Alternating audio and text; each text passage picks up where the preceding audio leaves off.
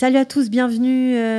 Moadim les Simcha, on est ravis d'être avec vous. Alors je ne vous le présente plus, il s'appelle Rav Bochko, Rav Shaul Bochko. Bonjour. Bonjour, shalom. On est ravis de vous accueillir et à nos côtés en orange, voilà, parce que on est détente aujourd'hui. On revient d'un tioul à vélo aussi. Philippe Cohen. Bonjour. Voilà, ravi de vous accueillir. Très content d'être là, moi aussi.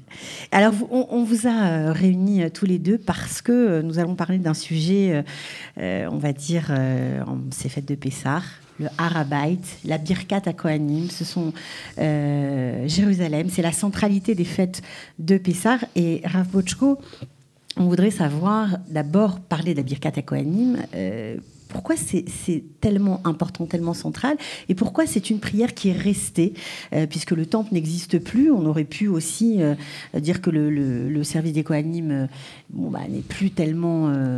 c'est plus d'actualité. On aurait pu perdre cette très belle tradition. Eh bien, c'est que la destruction du temple n'est que quelque chose de passager, n'est pas quelque chose d'éternel. Aussi, il y a des réminiscences, il y a des choses qui restent. Par exemple, tous les matins, avant la prière, on raconte les sacrifices alors qu'on n'en apporte plus. Et la Birkat Kohanim est un commandement positif de la Torah qui a le mérite de nous faire revivre un tout petit peu ce qu'était l'intensité de la sainteté au temple de Jérusalem. Le Kohen est comme porteur d'une bénédiction d'Hachem. Et c'est pas lui qui bénit, nous disent nos sages, mais il est le porteur de cette bénédiction d'Hachem lorsque nous essayons de revivre ce que vivaient nos pères au temps du Beth Amikdash. Alors cette Birkat Kohanim a trois parties. La première est plus matérielle. C'est-à-dire qu'il te bénisse, l'abondance matérielle, qu'il la garde afin que ce qu'il t'a donné ne soit pas pris. Et la deuxième partie, c'est quelque chose de spirituel. C'est que tu reçoives une lumière d'Hachem Yitbarach afin d'être proche de lui. Et puis la fin, la troisième partie, peut-être la plus belle, c'est Shalom. C'est une espèce d'harmonie. C'est à la fois un appel à la paix, mais c'est aussi à la paix intérieure entre cette bénédiction matérielle et cette bénédiction spirituelle. Parce que bien souvent, nous les hommes, on veut choisir entre le matériel et le spirituel, n'étant pas capable de vivre harmonieusement les deux. Et c'est peut-être ça l'essentiel du Beth Amikdash, c'est cette possibilité de rendre saint ce qui est matériel.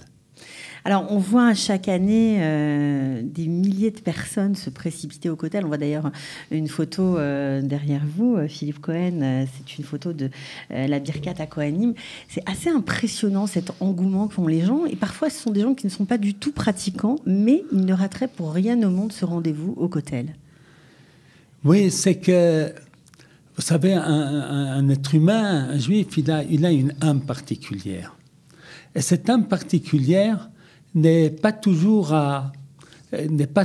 en parallèle avec ce que l'homme vit tous les jours. Et quelquefois, nous sentons en nous quelque chose qui nous appelle. Parce qu'un être humain n'est pas seulement de la chair. Un être humain est de l'esprit. Et cet esprit-là, eh bien, il recherche Yerushalayim, il recherche la bénédiction des Kohanim, il recherche cette expérience qui est une expérience finalement spirituelle. Alors, Philippe Cohen, vous êtes Cohen, bien évidemment. Donc, vous faites la Birkat HaKohanim. Vous êtes touché par ce que le Rav Bochko vient de dire. Est-ce que vous le ressentez comme ça ? Ah, bien sûr. Pour nous, enfin pour moi, le Birkat HaKohanim, c'est quelque chose d'important.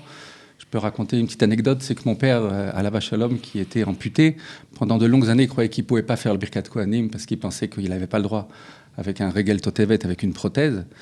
Et j'avais été voir les grands rabbanim, le Rav Mordechai Eliaou et le Rav Ovadia Yosef, et je lui avais apporté un éther écrit pour lui montrer qu'il avait le droit et le devoir de faire Birkat Kohanim. Et je crois que c'était un de ses grands moments de bonheur quand il a commencé à faire Birkat Kohanim. Et ça fait partie de notre identité.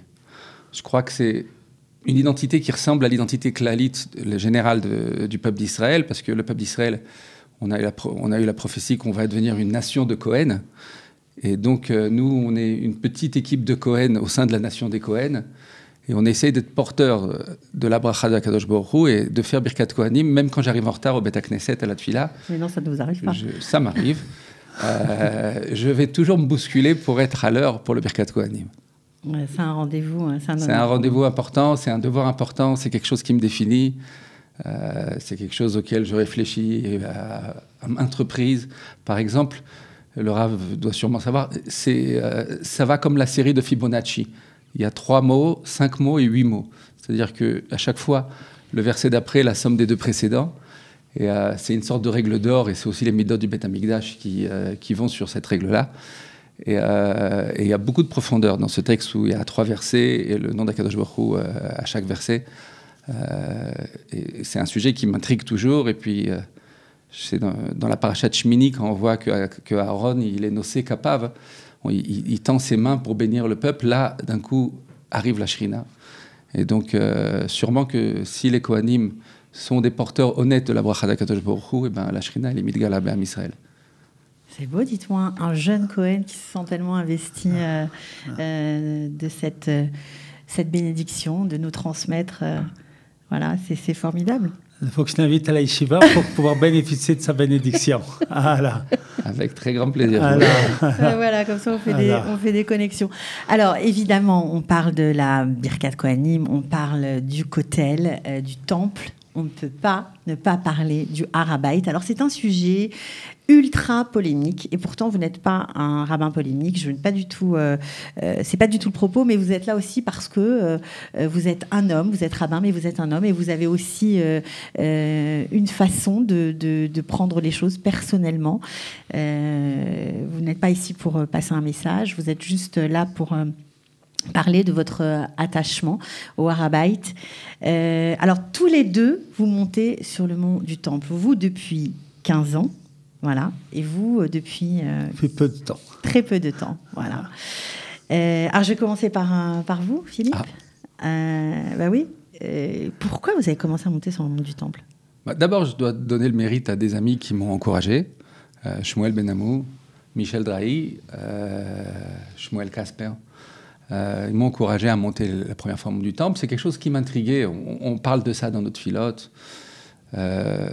Tout le Sefer Torah est rempli de Avodat Hashem, derech HaKorbanot, par les sacrifices, par le Beth Amikdash. Mais pourtant, on sait que il y a beaucoup de rabbins qui sont totalement contre.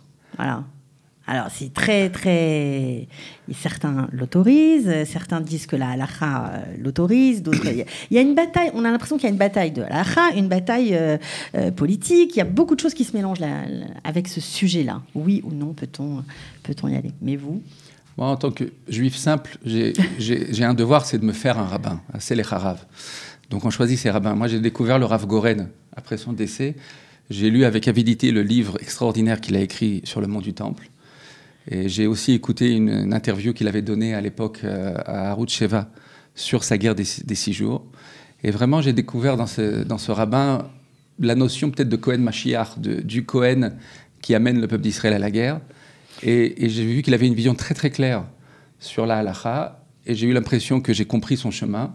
Alors, juste pour ceux qui ne connaissent pas le Rav Goren, parce que certains nous écoutent, peut-être qu'ils ne savent pas, c'est lui qui était, on va dire, pour la libération du Kotel, il y a 50 ans, lorsque la ville a été enfin réunifiée. Il a mis le drapeau, il a sonné du chauffard, voilà, au pied du mur, il a mis le drapeau d'Israël. Alors, au début, c'était rigolo, parce qu'il a mis carrément sur le Har HaBayit, et puis ensuite on lui a dit non, on va descendre, et ça tout s'est fait au pied du Kotel. Voilà, c'est juste pour la petite histoire. Une grande petite histoire sur laquelle il faudra prendre du temps un jour. Ça c'est sûr. Ok. Alors vous, Rav Botchko, vous... Moi, j'ai pas le mérite de Philippe d'y être depuis 15 ans. Peut-être qu'une personne très particulière m'y a poussé. C'est un de mes enfants qui était très, très militant pour monter sur Har HaBayit. Des très jeune. Il avait quelque chose qui l'a poussé. je crois que cet amour qu'il a eu pour le Har HaBayit, eh bien, il me l'a transmis quelque part. Alors qu'en général, c'est les parents qui transmettent aux enfants, mais quelquefois, c'est les enfants qui transmettent aux parents. Et je suis plein d'admiration pour ceux qui, il y a 15 ans, parce qu'aujourd'hui, c'est facile d'y monter, beaucoup de rabbins ont donné leur autorisation, et c'est beaucoup plus facile. Et je crois que l'appel de Philippe, il y a 15 ans, ce sont les personnes qui ont un mérite tout particulier, parce que je crois qu'au-delà de l'enseignement du Rav Goren qu'il a entendu, c'est sa neshama qui a entendu l'appel de Har HaBayit.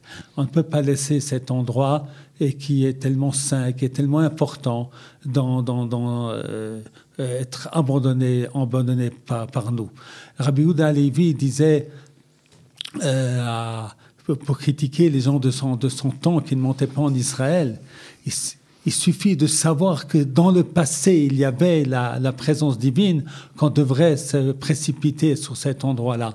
Alors, nous savons par le Rambam, par nos textes, que la Shrina se trouve au Har HaBayit. Alors, c'est pour ça qu'on a un désir profond de s'y approcher. Alors, bien entendu, en respectant la halakha, il y a des endroits où on n'a pas le droit de monter. C'est pour ça qu'il y a une polémique.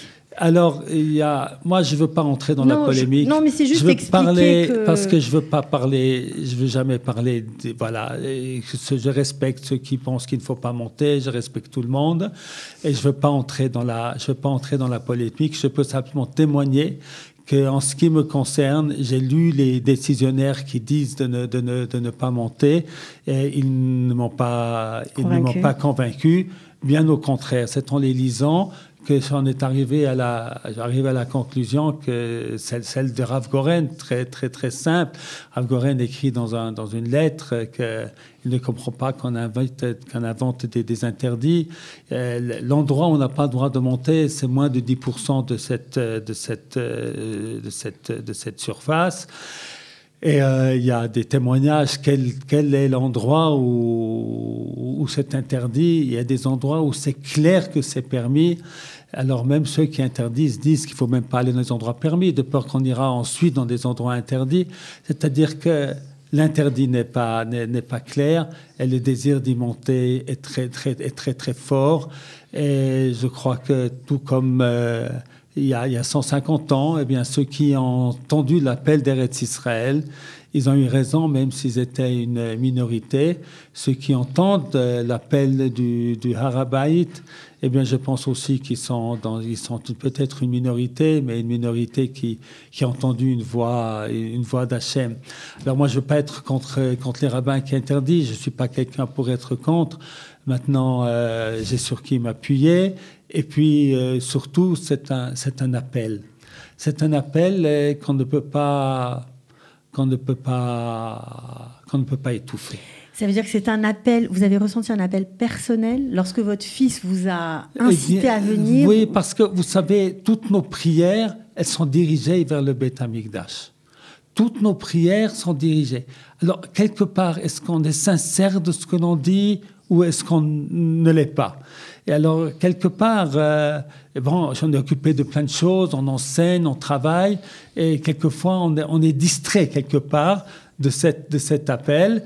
Et j'ai aussi un neveu qui travaille beaucoup, qui a écrit beaucoup pour justifier et pour toute Rosh Kolel Hatzfat, et donc toute cette ambiance. Maintenant, j'aimerais quand même dire, et c'est très important, il ne faut pas focaliser tout le judaïsme sur ce point-là. Le Beit HaMikdash, nous l'avons eu, et il a été détruit. Et il a été détruit à cause de la haine gratuite. Et c'est ainsi que c'est pour ça que je veux surtout pas entrer dans des polémiques, parce que ça serait tout détruire. Et nous devons défendre ce que nous pensons, l'exposer gentiment, avec respect, en respectant ceux qui pensent autrement. Surtout ne pas faire de marloquettes, de ne pas dire des choses qui sont désobligeantes.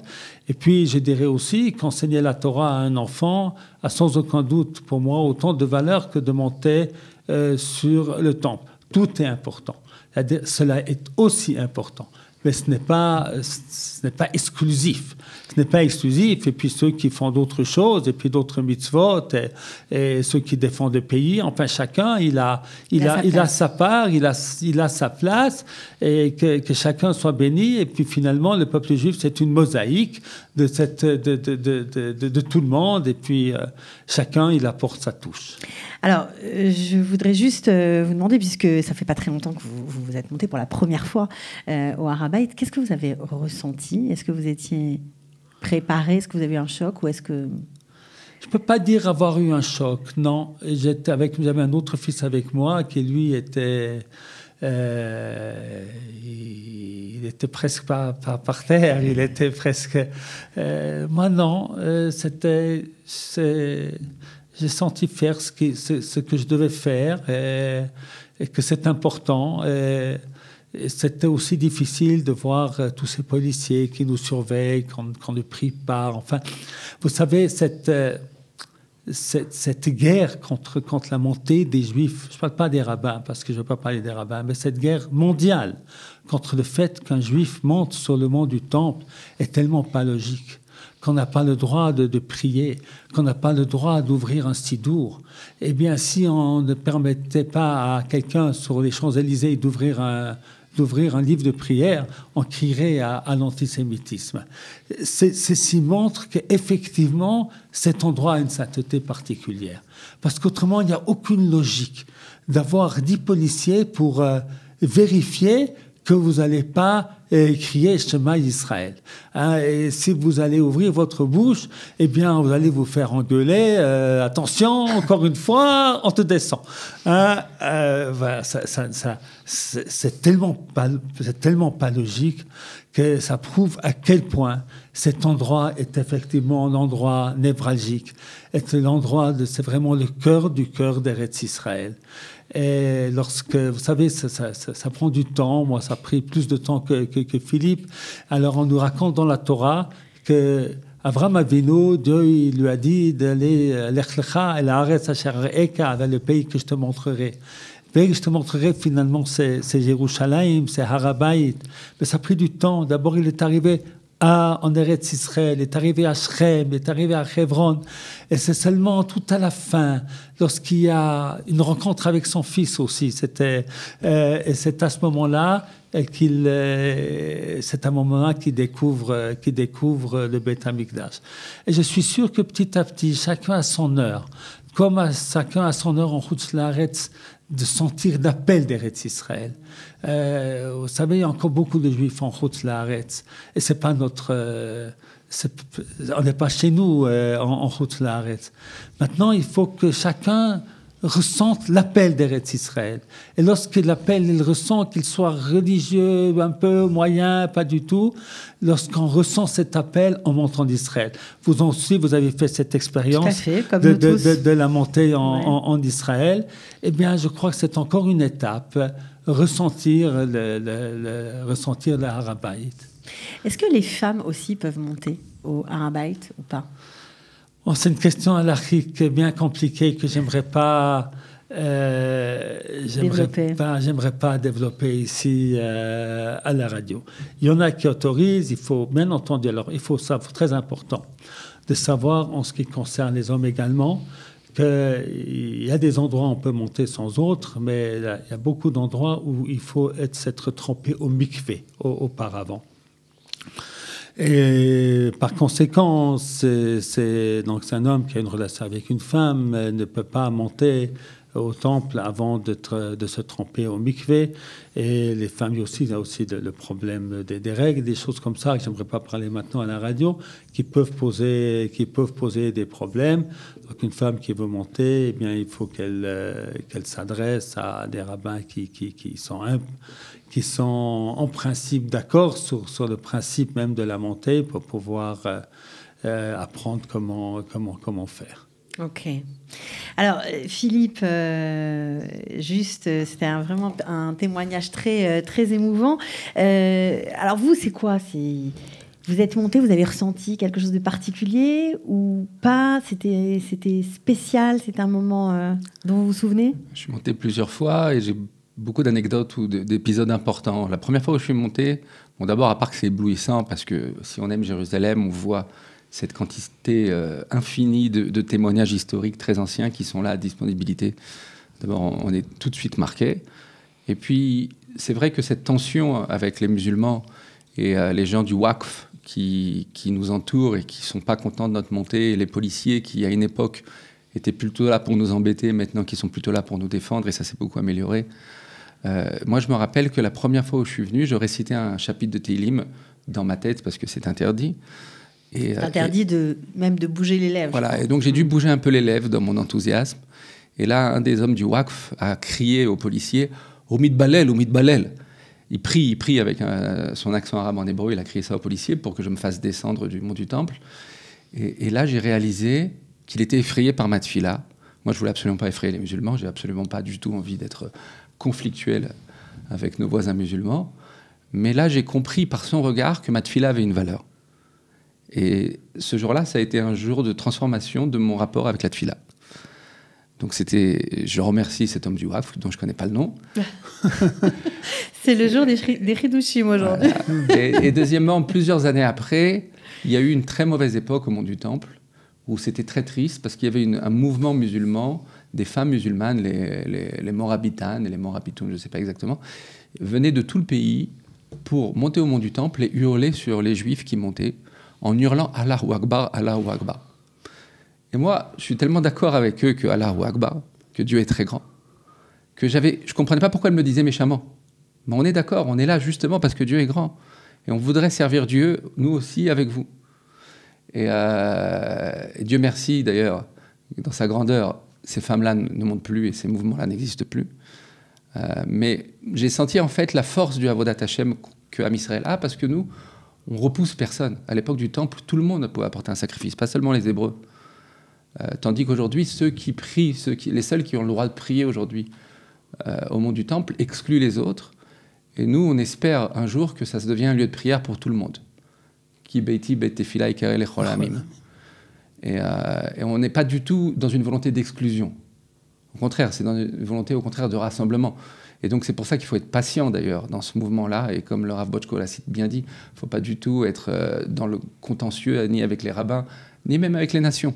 Mais il faut faire ce qu'on pense qui est juste, malgré les oppositions. Et donc ça a été très enrichissant pour moi. Et je peux dire que la dernière fois que je suis monté, c'était la veille du mariage le jour du mariage de mon fils, il y a quelques mois. Et comme il se mariait, j'ai dit, écoute mon fils Shabtai, tu vas te marier, c'est important. Viens, on va prier pour que Dieu il fasse réussir ta maison et que tu aies une maison pleine de bonheur. Et donc lui... Il était jamais monté? Non, il était déjà monté.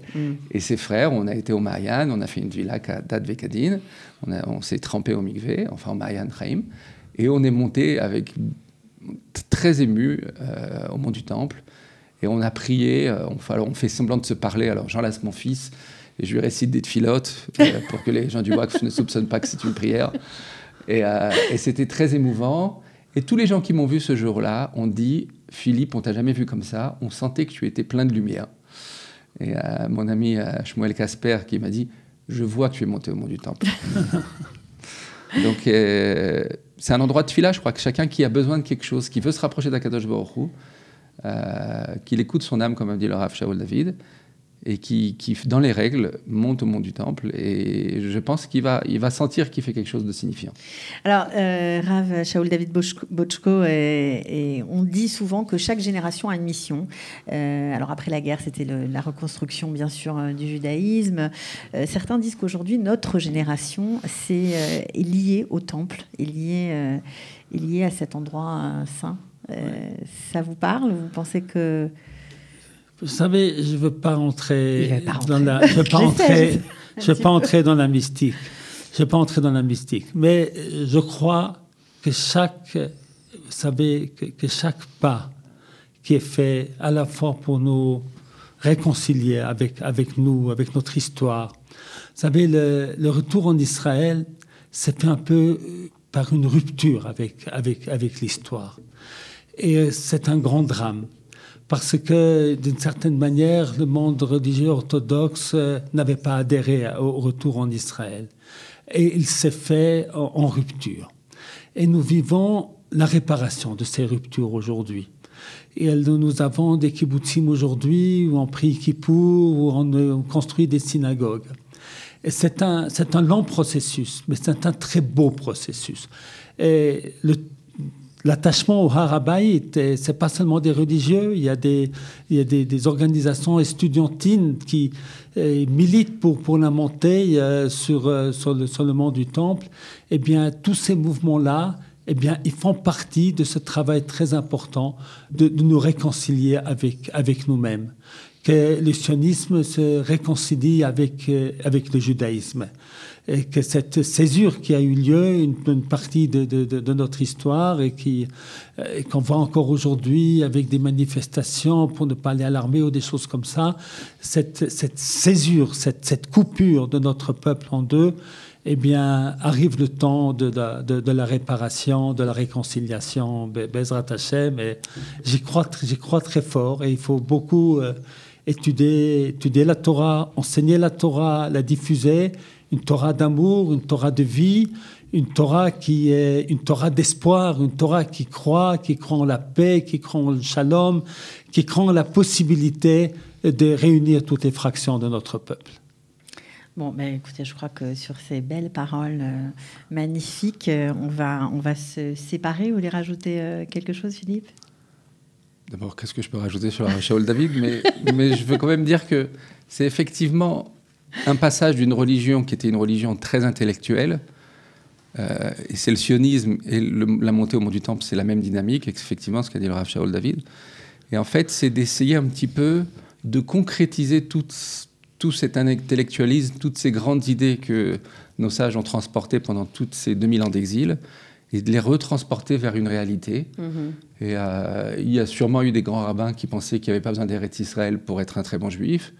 Aujourd'hui, il y a des très grands rabbins qui pensent qu'il n'y a pas besoin d'Har HaBayit pour être un très bon juif. Mais en fait, on est attiré par essayer d'unir le matériel et le spirituel. On ne veut plus vivre dans cette dichotomie. Et c'est un peu ça qu'on cherche quand on monte au Har HaBayit. Et c'est ce shalom cosmique, c'est ce shalom complet qu'on recherche. Et quand on voit le Rav Shaul David, on se dit qu'on n'est pas loin. Merci Philippe.